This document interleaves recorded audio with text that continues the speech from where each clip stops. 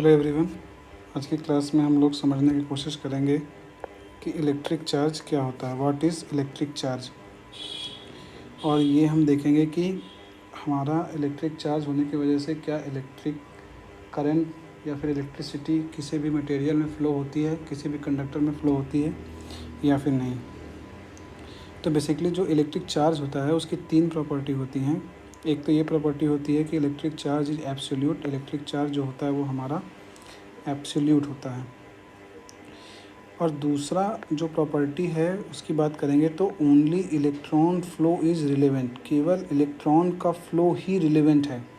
Suppose that कि अगर कोई भी हमारा मटेरियल है, अगर उसमें हमारे चार्ज रखे हुए हैं प्लस माइनस, तो ये कभी भी इलेक्ट्रिक करंट को फ्लो नहीं कराएंगे जब तक कि एक तरफ से इनको कोई इलेक्ट्रिक प्रेशर ना दिया जाए, लाइक कि वोल्टेज ना दिया जाए।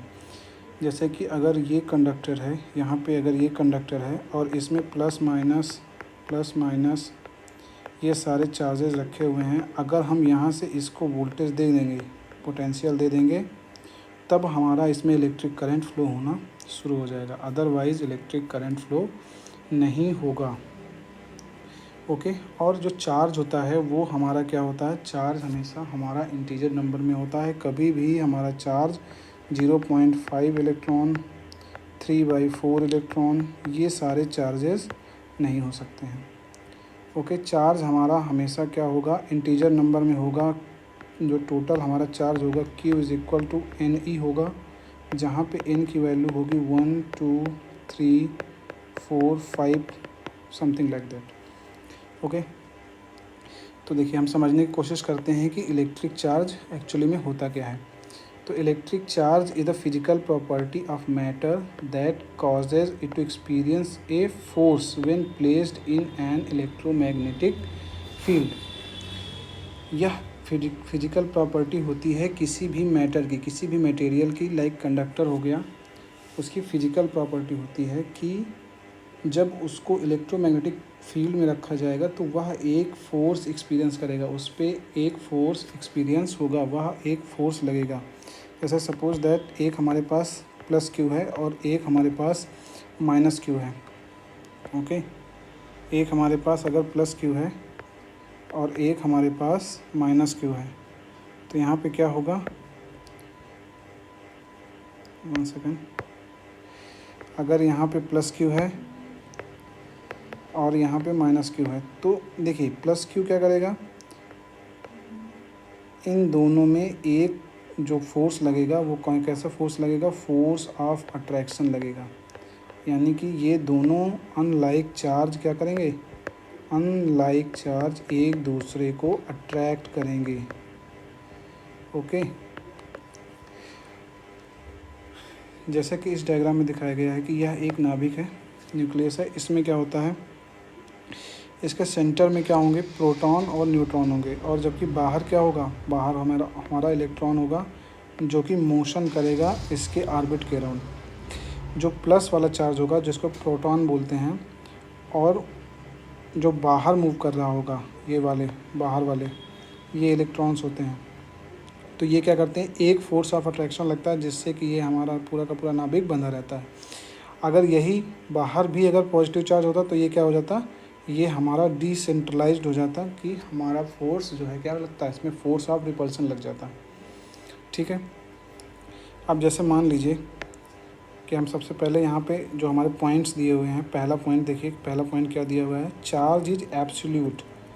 क्या होता है कि जैसे जो मिनिमम हमारा जो चार्ज होता है Q की वैल्यू जो इलेक्ट्रॉन कैरी करता है, इलेक्ट्रॉन कितना कैरी करता है, एक इलेक्ट्रॉन में कितना चार्ज होता है, 1.6 × 10⁻⁻19 कूलम,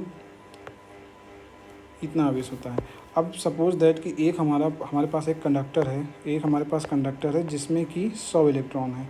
तो जो टोटल आवेश हो जाएगा Q = NE के फॉर्मूले से 100 × 10⁻1.6 × 10⁻⁻19, इतना कूलम का हमारा आवेश बनेगा। ठीक है। अगर हम ये कहें कि उसमें 100.5 इलेक्ट्रॉन्स थे तो इसको हम लिख सकते हैं 100 इलेक्ट्रॉन्स प्लस 0.5 इलेक्ट्रॉन। तो 100 इलेक्ट्रॉन तो हम कंसीडर कर लेंगे, लेकिन 0.5 इलेक्ट्रॉन हम कंसीडर नहीं करेंगे। 0.5 इलेक्ट्रॉन हम कंसीडर नहीं कर पाएंगे।